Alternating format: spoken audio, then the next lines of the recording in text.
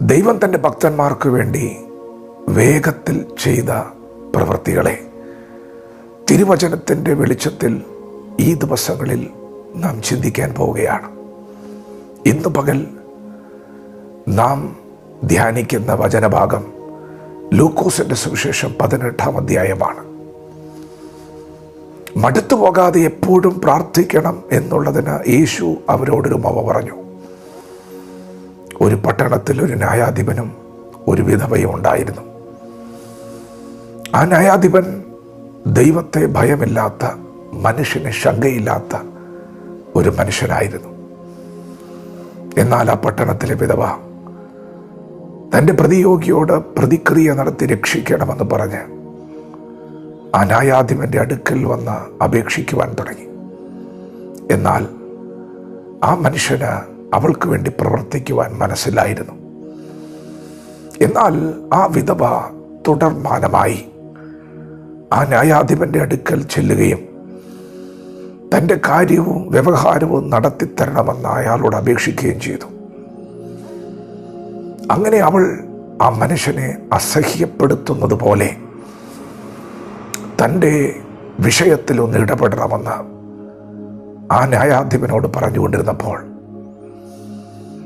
അവൾ അസഹ്യപ്പെടുത്തുന്നത് കൊണ്ട് ഇനി ഞാൻ പ്രതികരിക്കാതിരുന്നാൽ അവൾ ഒരു പക്ഷേ എൻ്റെ മുഖത്തടിക്കും എന്ന് ചിന്തിച്ച് ആ അനീതിയുള്ള ന്യായാധിപൻ അവളുടെ വിഷയത്തിൽ ഇടപെട്ടു.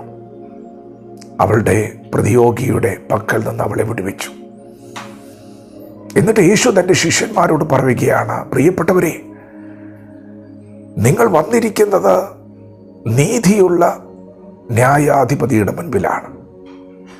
ദൈവമോ രാപ്പകൽ തന്നോട് നിലവിളിക്കുന്ന തൻ്റെ വൃദ്ധന്മാരുടെ കാര്യത്തിൽ ദീർഘക്ഷമയുള്ളവനായാലും അവരെ പ്രതിക്രിയ നടത്തി രക്ഷിക്കുകയില്ലയോ? വേഗത്തിൽ അവരെ പ്രതിക്രിയ നടത്തി രക്ഷിക്കുമെന്ന് ഞാൻ നിങ്ങളോട് പറയുന്നു. പ്രിയപ്പെട്ടവരെ, ഇന്ന് പകൽ പരിശുദ്ധാത്മാവ് പറയുന്നു, നിങ്ങൾ മടുത്തു പോകാതെ എപ്പോഴും പ്രാർത്ഥിച്ചാൽ, രാപ്പകൽ നിലവിളിച്ചാൽ ദൈവം വേഗത്തിൽ ചില പ്രവൃത്തികൾ നിങ്ങൾക്ക് വേണ്ടി ചെയ്യും.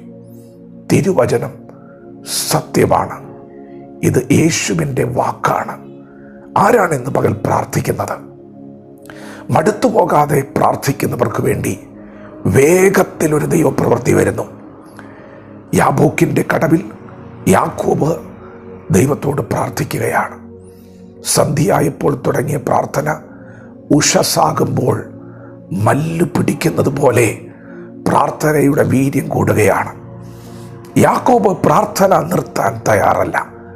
നീണ്ട 20 വർഷത്തെ ജീവിതത്തിൽ കടന്നു വന്ന ചതി, തനിക്ക് നൽകിയ നഷ്ടങ്ങൾ, വേദനകൾ, ഭാരങ്ങൾ തന്നെ വല്ലാതെ അലട്ടുകയാണ്. ഭയം തന്നെ കീഴ്പ്പെടുത്തുന്നുണ്ട്.